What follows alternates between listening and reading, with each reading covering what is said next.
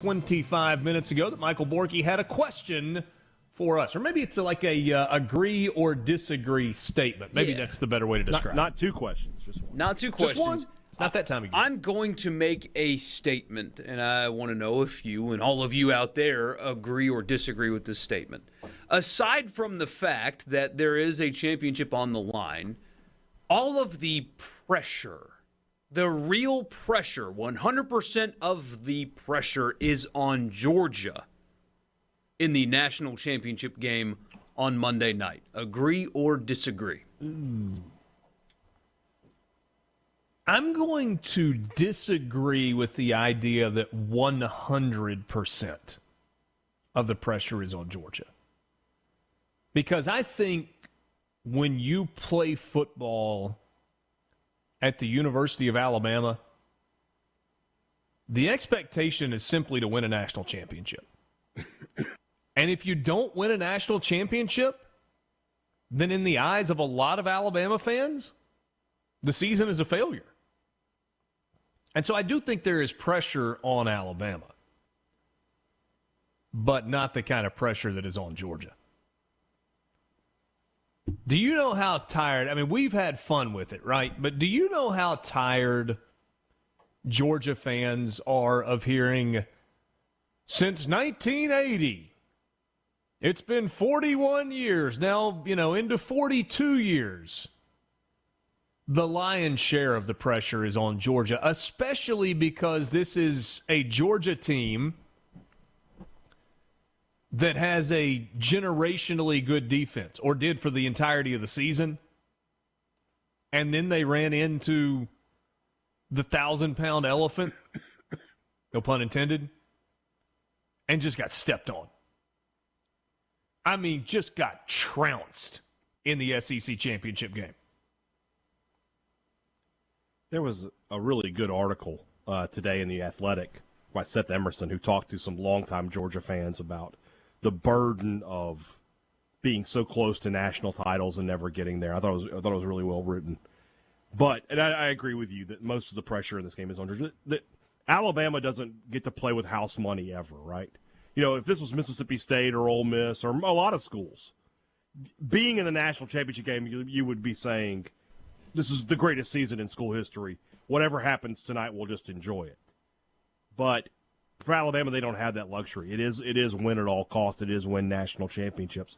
But to say that there's no pressure on Alabama would be foolish. There's definitely more pressure on Georgia because they are the ones trying to get to where Alabama is. They want to be the top dog in the SEC. You can't do that without beating Alabama. You just can't. The reason why I ask, I was thinking about this today, because regardless of the outcome of the game, Alabama is the premier, the number one program currently today in college football. A loss in this game does not change that. Nick Saban's legacy as the greatest college coach to ever live, and the numbers back it up, even if you want to bring somebody from the 1960s. Nick Saban is the greatest college coach to ever live.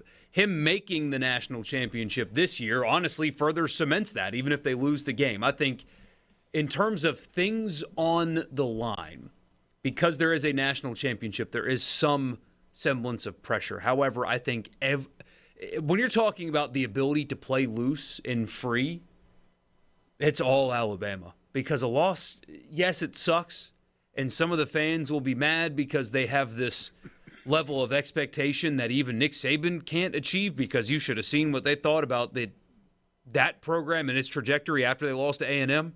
So they're not rational people. But everything about Alabama football and Nick Saban has already been cemented.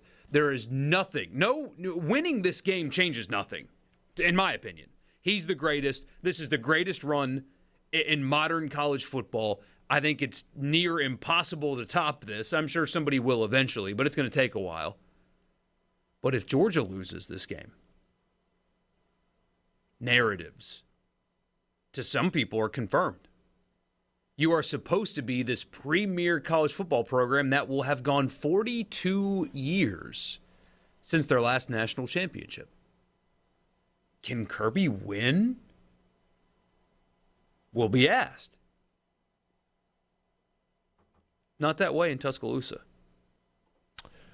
If Alabama wins, if Alabama beats Georgia for the second time in 6 weeks and wins the national title, that will be at Alabama for Nick Saban. 7 titles in 15 years and 8 titles in the last 17 years in which he has been a college football head coach. Remember, he got one at LSU in 2003. And would be the odds-on favorite to claim another one next year. Yeah. With Bryce Young returning and Yeah. yeah. No, I mean, I was just like stopping to And think Will just Anderson for a second. return. I mean, is there anybody else that, but no. I mean, the you'll two- have the best Ohio two State players will in get college. great odds because of Stroud and those receivers. And But Alabama will be number one in the polls when we start the college football season. Of course they will. So trying to win 7 in 15 years, and there was a stretch where it was 3 in 4 years. Won it in 9, 11, and 12. Boy, 10 was just that was a disaster of a year. 10-3. With Mark Ingram, Trent Richardson, Julio Jones, all those guys. Not Julio Jones. Yeah, Julio Jones, yeah. That was McElroy, wasn't it? Yeah. Yeah. that explains a lot. And here's the crazy thing, right? I mean, if you take out it feels like you've always got to say if you take out the first year. But if you take out the first year, 2007, even Nick Saban is allowed a transition year. There's only been one season in the last 14 where they've lost 3 games. That's so stupid. I mean, And it was in a year that was sandwiched between 3 national champions.